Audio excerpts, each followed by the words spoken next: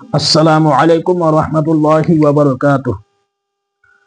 আপোনালোকে এই ব্যক্তিজনৰ ফটো দেখি আছে নিশ্চয় স্ক্ৰীনত, আৰু এই ব্যক্তিজনৰ ঘৰ হৈছে দিল্লীত, আৰু এই ব্যক্তিজনৰ নাম হৈছে ডক্টৰ আব্দুল খালেক। সবচে ডাঙৰ বিষয়টো হৈছে তেওঁৰ বয়স 50তকৈ অধিক হৈ গৈছে। তেওঁ এজন মাহিৰী ডক্টৰ, কিন্তু সবচে ডাঙৰ কথাটো হৈছে 2024 চনত দাৰুল উলুম ৱাকফ দেওবন্দৰ 2024 চনত তেওঁ দৌৰা হাদিছৰ এজন ছাত্ৰ আছিলে, আৰু 2025 তেওঁ দাৰুল উলুম ৱাকফ দেওবন্দৰ পৰাই মৌলানা ফাৰিগ হৈছিলে। তেওঁৰ বয়স 50তকৈ অধিক হৈ গৈছে। প্ৰথমতে আপোনালোকে দাৰুল উলুম দেওবন্দৰ পৰাই এটা ভিডিঅ'ৰ ক্লিপ আহিছিলে, আৰু এই ভিডিঅ'ৰ ক্লিপটো হকিকত হয়। আপোনালোকে প্ৰথমতে এই ভিডিঅ'টো চাওক, পিছত কিছু আপোনালোকৰ ওচৰত আলোচনা কৰিম ইনশাআল্লাহ। बड़ी बड़ी उम्र के लोगों को पढ़ने के लिए भेजा। इससे पहले भी बहुत बड़ी बड़ी उम्र में लोग आते रहे और डॉक्टर और मास्टर वो मौलवी बनकर जाते रहे। इस साल भी हमारे जनाब मौलाना डॉक्टर अब्दुल खालिक साहब, जो अभी आपके सामने इबारत पढ़ रहे थे, डॉक्टर अब्दुल खालिक साहब यूरोलॉजिस्ट हैं और माहिर सर्जन हैं। तकरीबन 50,000 ऑपरेशन कर चुके हैं। इतनी महारत भी है और इतनी मसरूफियत की है, उसके बावजूद पढ़ने के लिए आए। आज मौलवी पढ़ रहे हैं। खड़े होकर सलाम करके दिखा दो डॉक्टर साहब। डॉक्टर अब्दुल खालिक साहब माशाल्लाह, अल्लाह ताला इनके भी इनको अमल में बरकतें अता फरमाए। हम सबको इनकी हिरस करने की तौफीक अता फरमाए। নিশ্চয় আপোনালোকে ভিডিঅ'ৰ ক্লিপটো চালে এইটো হকিকত হয়। দাৰুল উলুম ৱাকফ দেওবন্দৰ মাদ্ৰাছাৰ ক্লাছৰ পৰাই এইটো ভিডিঅ' আহিছিলে, আৰু তেওঁৰ ওস্তাদে কৈছিলে যে খাৰা হৈ সালাম দিয়া, আৰু তেওঁৰ বিষয়ে কিছু তাৰিফ কৰিছিলে, আৰু তেওঁৰ নাম কৈছিলে যে এজন মাহিৰী ডক্টৰ হয়। তেওঁ বহুত অপাৰেশ্যন কৰিছিলে, য'ত সম্পূৰ্ণ তেওঁ ছাকচেছফুল হৈছিলে। তেওঁ এজন মাহিৰী ডক্টৰ হয়, কিন্তু তেওঁৰ বয়স আছিলে 50তকৈ অধিক। সবচে ডাঙৰ বিষয়টো হ'ল ইমান বয়স হোৱাৰ পিছতো বৃদ্ধ অৱস্থাতো তেওঁ মৌলানা হ'ব পাৰিছে 2025 চনত। আপোনালোকৰ ওচৰত মই এই কাৰণে ভিডিঅ'টো প্ৰস্তুত কৰিলো, দৰকাৰী বুলি ভাবিছো।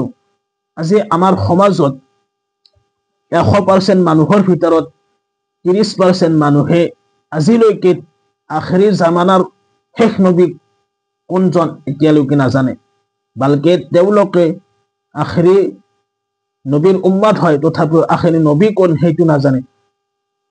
বহুত ব্যক্তি আছে এনেকুৱা, যদি সোধা হয় প্ৰথম কলিমাটো কোৱা, তেওঁ প্ৰথম কলিমা নাজানে।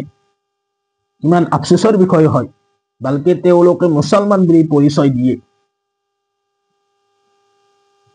আজি আমাৰ এনেকুৱা দিনৰ শিক্ষা নাইকিয়া হৈ গৈছে। সেয়েহে এই ব্যক্তিসকলৰ পৰা আমি কিছু কথা উপলব্ধি কৰিব লাগে। 50 বছৰতকৈ অধিক বৃদ্ধ অৱস্থাত তেওঁ মৌলানা ফাৰিগ হ'ব পাৰিছে। আমি কিয় নোৱাৰো দিন শিক্ষা হাসিল কৰিব? হাদিছত আহিছে তলাবুল ইলমি ফাৰিদাতুন আলা কুল্লি মুসলিম। প্ৰত্যেকজন সুস্থ পুৰুষ আৰু মহিলাৰ ওপৰত দিনী শিক্ষা, ইসলামিক শিক্ষা অৰ্জন কৰা ফৰজে আইন হয়, যিখিনিৰ দ্বাৰাই তেওঁ আল্লাহক চিনিব পাৰে, ৰসুল সাল্লাল্লাহু আলাইহি ওয়াসাল্লামক চিনিব পাৰে, পাক নাপাক কি হয় চিনিব পাৰে,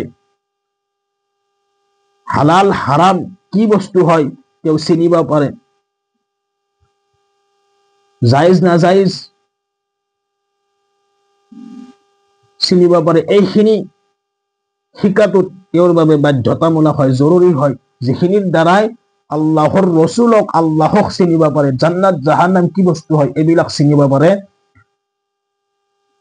পাক নাপাক, জায়েজ নাজায়েজ, হাৰাম হালাল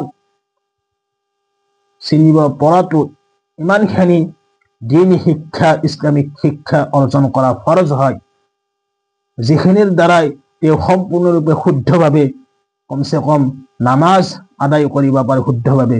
ইমানখিনি তেওঁ ইলমে দিনী শিক্ষা ইসলামিক শিক্ষা অৰ্জন কৰা ফৰজে আইন হয়, বাধ্যতামূলক হয়। তাৰ পিছতো আজি আমাৰ মুছলমান সমাজত 100% মুছলমানক যদি সোধা হয় তোমালোকৰ আখেৰী নবী কোন, তেওঁলোকে আখেৰী নবীৰ নাম ক'ব নোৱাৰিব। তেওঁলোকক যদি সোধা হয় প্ৰথম কলিমাটো মাতা, আজিও এনেকুৱা বহুত ব্যক্তি আছে প্ৰথম কলিমাটো মাতিব নোৱাৰিব। ইমান আফচোচৰ বিষয়।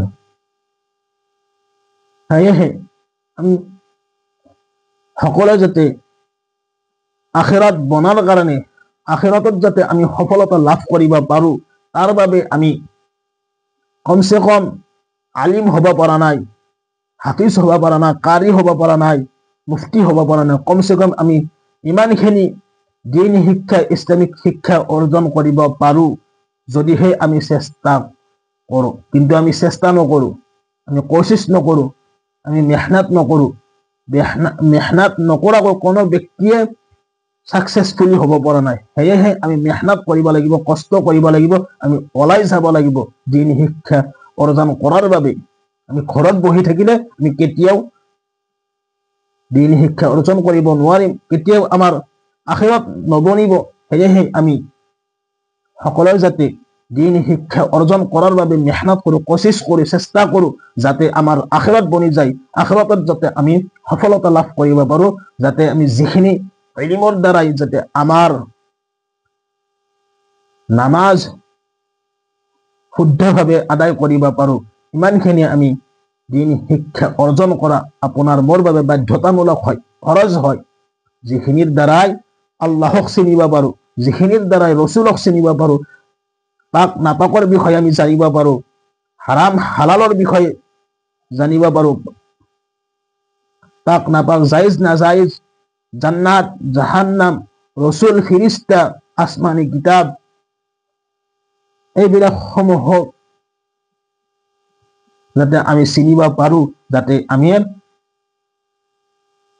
নামাজ শুদ্ধকৈ আদায় কৰিব পাৰোঁ, ইমানখিনি দিন শিক্ষা ইসলামিক শিক্ষা অৰ্জন কৰা ফৰজ হয়। সেয়েহে আমি ইমানখিনি হাসিল কৰাৰ বাবে আমি চেষ্টা কৰিম ইনশাআল্লাহ। নহ'লে কাল কিয়ামতৰ দিনাখন আল্লাহৰ ওচৰত আমি জবাবদিহি হ'ব লাগিব। আল্লাহৰ ওচৰত আমি জবাব দিব লাগিব যে আমি দুনিয়াত আহিছো, আমাৰ জিন্দগীটো কেনেকৈ কটালো, আমাৰ জিন্দগীটো কি কামত কটালো। যদিহে আমি দিন শিক্ষা অৰ্জন কৰি যদি আমি শুদ্ধভাৱে যদি আল্লাহৰ ইবাদত সম্পূৰ্ণৰূপে শুদ্ধৰূপে আদায় কৰোঁ, নিশ্চয় আমি কাল কিয়ামতৰ দিনাখন সফলতা লাভ কৰিব পাৰিম।